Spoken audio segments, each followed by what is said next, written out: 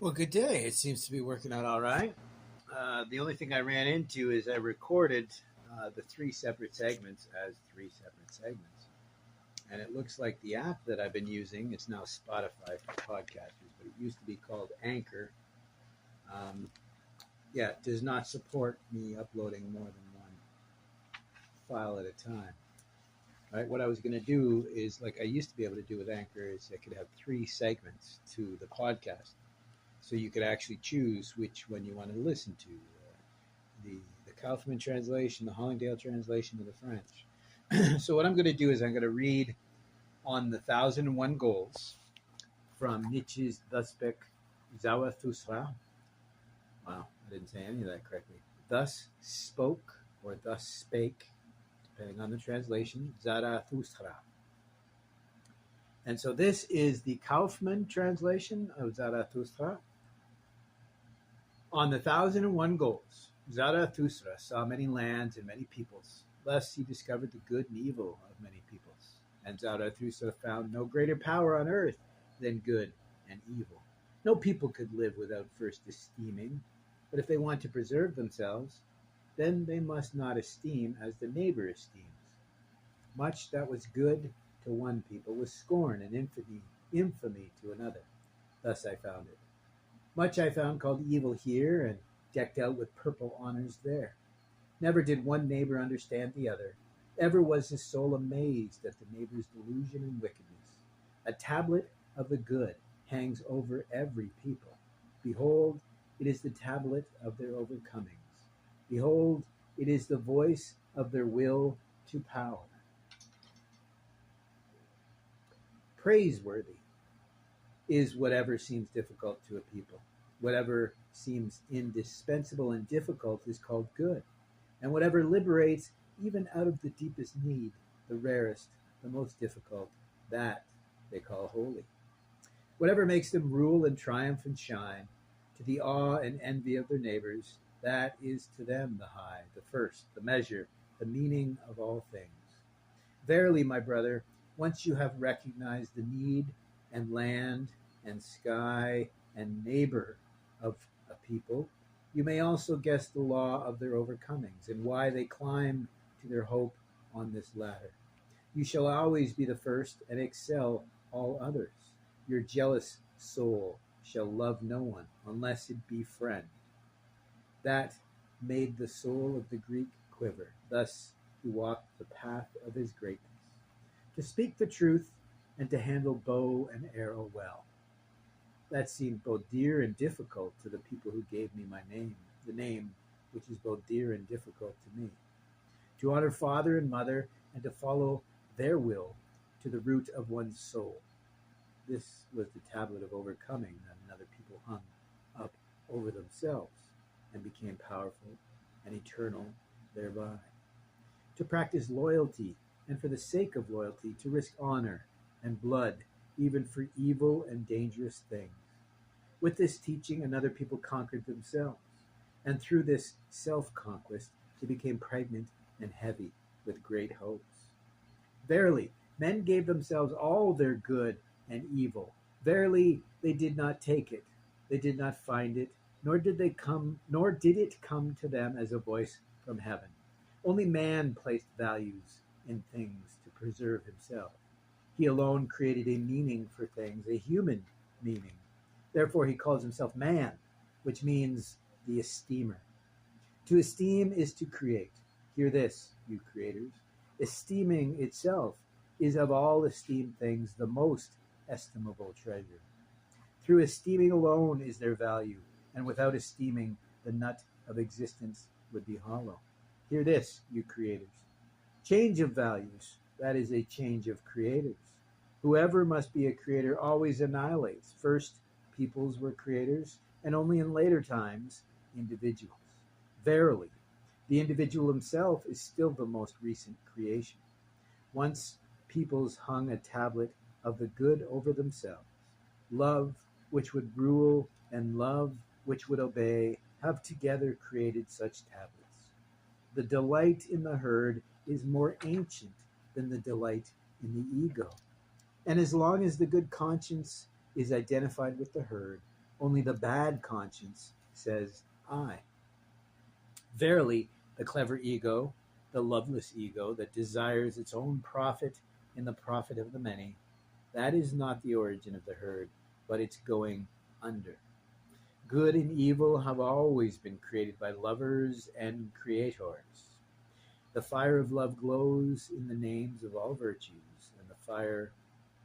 and the fire of wrath.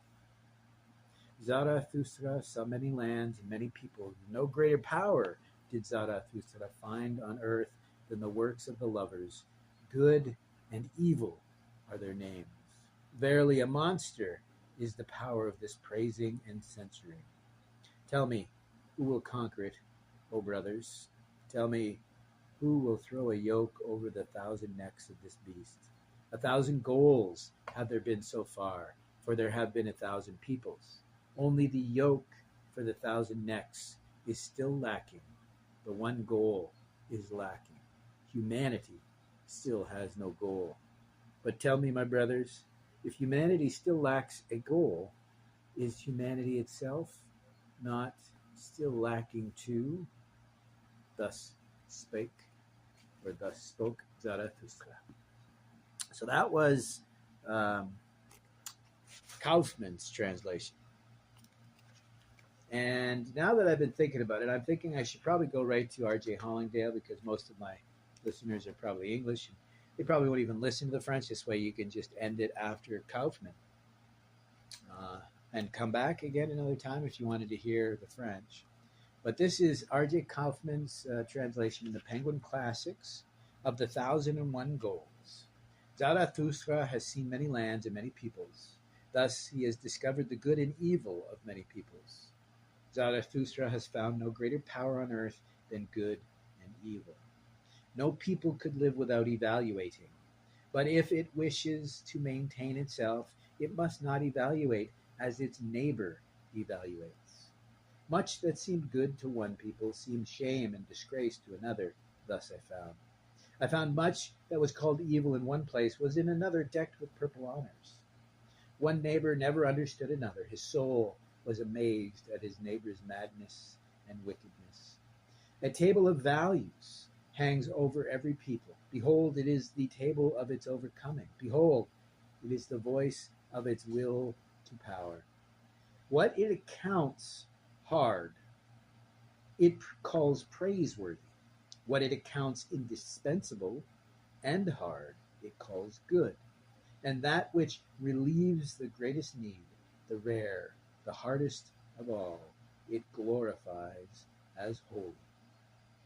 Whatever causes it to rule and conquer and glitter to the dread and envy of its neighbors, that it accounts the sublimest, the paramount, the evaluation, and the meaning of all things. Truly, my brother, if you only knew a people's need and land and sky and neighbor, you could surely divine the law of its overcomings, and why it is upon this ladder that it mounts towards its hope. You should always be the first and out-rival all others. Your jealous soul should love no one except your friend. This precept made the soul of a Greek tremble. In following it, he followed his path to greatness. To speak the truth and to know well how to handle bow and arrow, this seemed both estimable and hard to that people from whom I got my name, a name which is both estimable and hard to me. To honor father and mother and to do their will, even from the roots of the soul, another people hung this table of overcoming over itself and became mighty and eternal with it.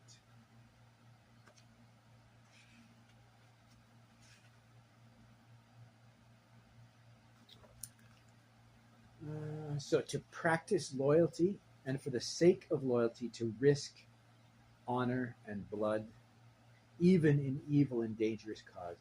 Another people mastered itself with such teaching, and thus, mastering itself, became pregnant and heavy with great hopes. Truly, men have given themselves all their good and evil. Truly, they did not take it. They did not find it. It did not descend to them as a voice from heaven. Man first implanted values into things to maintain himself. He called the meaning of things a human meaning. Therefore, he calls himself man, that is, the evaluator. Evaluation is creation. Hear it, you creative men. Valuating is itself the value and jewel of all valued things. Only through evaluation is there value, and without evaluation, the nut of existence would be hollow. Hear it, you creative men. A change in values, that means a change in the creators of values. He who has to be a creator always has to destroy. Peoples were the creators at first, only later were individuals creators. Indeed, the individual himself is still the latest creation. Once the peoples hung a table of values over themselves. The love that wants to rule and the love that wants to obey created together such tables as these. Joy in the herd is older than joy in the ego, and as long as the good conscience is called herd, only the bad conscience says I. Truly the cunning, loveless ego that seeks its advantage in the advantage of many, that is not the origin of the herd, but the herd's destruction. It has always been creators and loving men who created good and evil. Fire of love and fire of anger glow in the names of all virtues. Zarathustra has seen many lands and many peoples. Zarathustra has found no greater power on earth than the works of these loving men. These works are named good and evil. Truly, the power of this praising and blaming is a monster. Tell me, who will subdue it for me, brothers? Tell me, who will fasten fetters upon the 1,000 necks of this beast? Hitherto, there have been 1,000 goals, for there have been 1,000 peoples.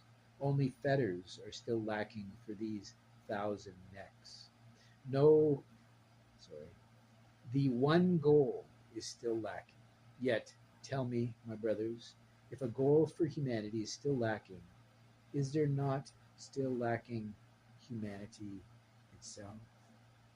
Thus spake Zarathustra. I just absolutely love it. Well, I love almost the entirety of Zarathustra, mainly because of these wonderful ideas, right? When he talks about man, the evaluator. Evaluation is creation. Hear it, you creative men. Valuating is itself the value and the jewel of all valued things. As I said, this is a play on the German, right? Where treasure, value, evaluation, they all are different forms of the same word. Right? And as you can see, this is why I love R.J. Hollingdale. There's a number of the passages in there that are significantly more understandable in the Hollingdale than they are even with Kaufman. Kaufman being, an English, a Westerner, but still. So let me just finish it up here with my reading from Ainsi parlait Zarathustra. This is translated by Georges Arthur Goldschmidt. And so, des 1001 buts. Zarathustra a vu beaucoup de pays et beaucoup de peuples. C'est ainsi qu'il découvrit le bien et le mal de beaucoup de peuples.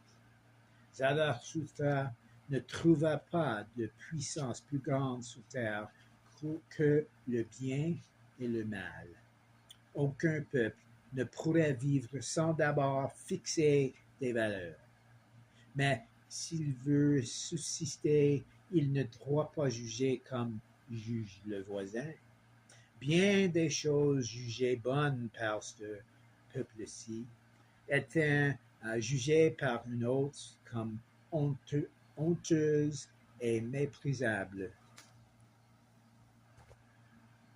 Voilà ce que j'ai trouvé. J'ai vu bien des choses appelées mauvaises et en un endroit. Je m'excuse. Voilà ce que j'ai trouvé. J'ai vu bien des choses appelées mauvaises en un endroit et vêtues de la pourpre des honneurs ailleurs.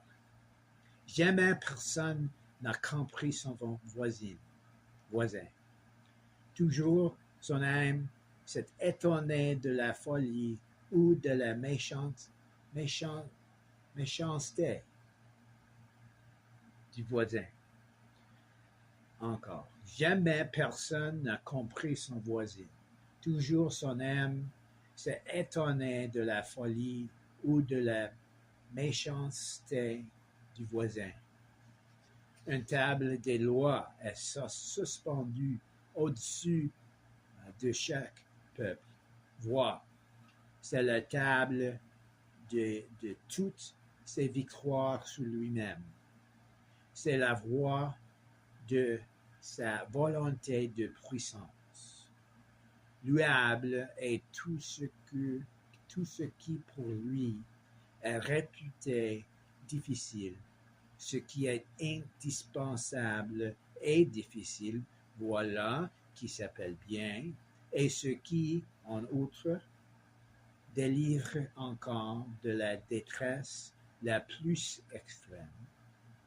Ce qu'il y a de rare, ce qu'il y a de plus difficile, il le nomme sacré. Ce qui fait qu'il règne et vainque et resplendit à la grande horreur jalouse du voisin. Voilà qui pour lui est ce qu'il y a d'élevé, de primordial, la mesure, le sang de toute chose.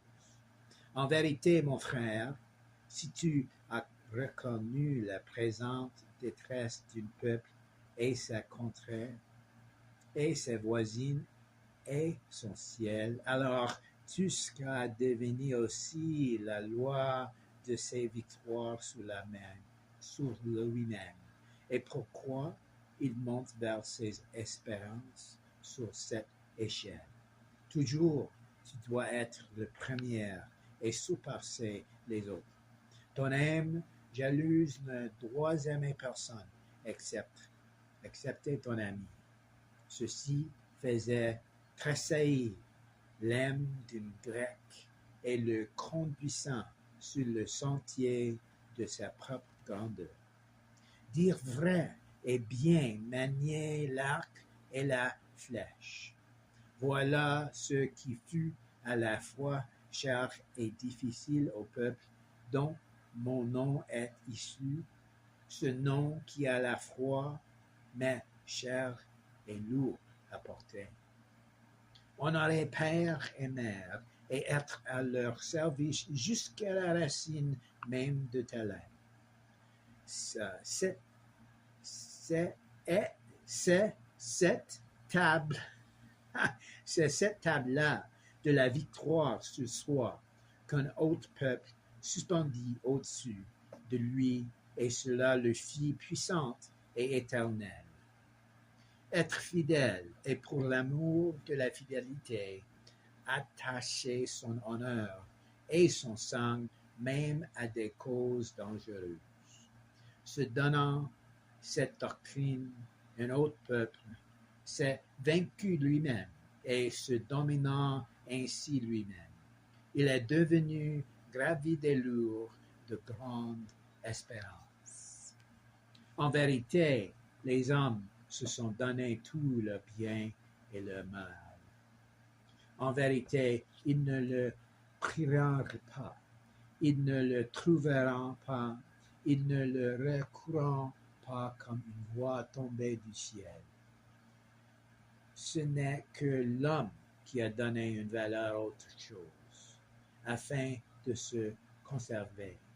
C'est lui qui a donné autre chose leur sang, un sang humain. C'est pourquoi il se nomme l'humain, c'est-à-dire celui qui évaluer, c'est créer. Écoutez-vous, les créateurs. L'évaluation, c'est le trésor et le joyau de toutes les choses évaluées. Ce n'est pas par l'évaluation que se fixe la valeur. Et sans l'évaluation, l'existence serait une noix creuse. Écoutez-le, vous, les créateurs. Le changement des valeurs, c'est le changement des créateurs. Celui qui doit être un créateur, celui-là détruit toujours.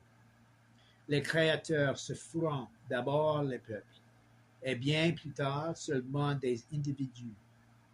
En vérité, l'individu lui-même est la plus récente des créations. Les peuples, jadis, suspendiront les tables du bien au-dessus de leur tête.